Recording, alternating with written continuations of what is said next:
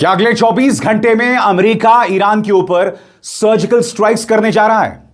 जी हां दोस्तों, अल जजीरा की इस खबर के मुताबिक अमेरिकी सेंट्रल कमांड इस वक्त अमेरिकी राष्ट्रपति डोनाल्ड ट्रंप को लगातार ब्रीफिंग दे रहा है और अगले 24 घंटों में ईरान पर सर्जिकल स्ट्राइक हो सकता है।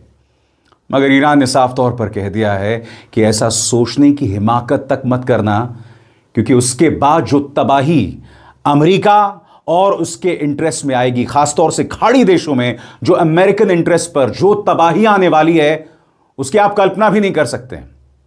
और दूसरी तरफ आपकी स्क्रीन पर यह पीट हेग्सेथ, अमेरिका के रक्षा मंत्री, इन्हें हर जगह शर्मिंदगी झेलनी पड़ रही है। सही सुना आपने। आप में से जो लोग नहीं जानते दोस्तों, पीट हेग्सेथ अमेरिका के रक्षा मंत्री, और यह जंग इस वक्त इस मुकाम पर है, इसका क्रेडिट इनको जाता है। इनफैक्ट डोनाल्ड ट्रंप ने भी कहा कि मैंने पीट हेग्सेथ पर विश्वास करके मैं इस जंग में कूद गया, मैंने ईरान पर हमला कर दिया।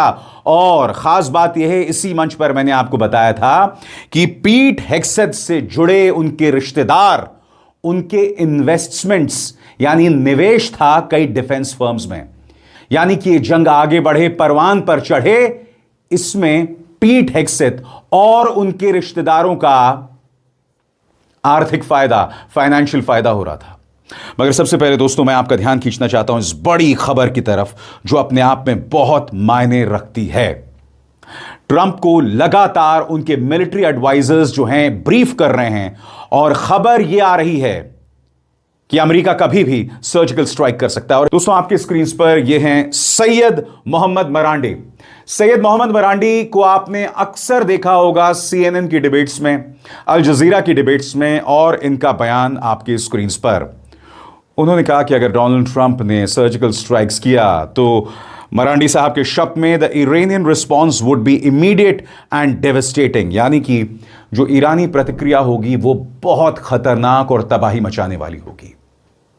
मैं एक बात नहीं समझ पा रहा हूं, यह व्यक्ति यानी डोनाल्ड ट्रंप चाहता है कि ईरान बातचीत की मेज पर आए, और उसका क्या समाधान है इनके पास कि ईरान पर सर्जिकल स्ट्राइक कर दो।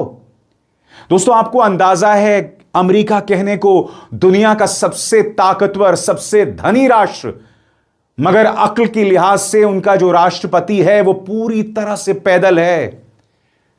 यानी कि ईरान को बातचीत की मेज पर तभी लाया जा सकता है जब हम उन पर सर्जिकल स्ट्राइक करें, जबकि ईरान ने कह दिया है कि आइए नाकेबंदी खत्म कर दो, कम से कम उससे हम शुरुआत करें। ईरान ने आगे का रास्ता बता दिया है, मगर ये अमेरिका सुनने को राजी नहीं है।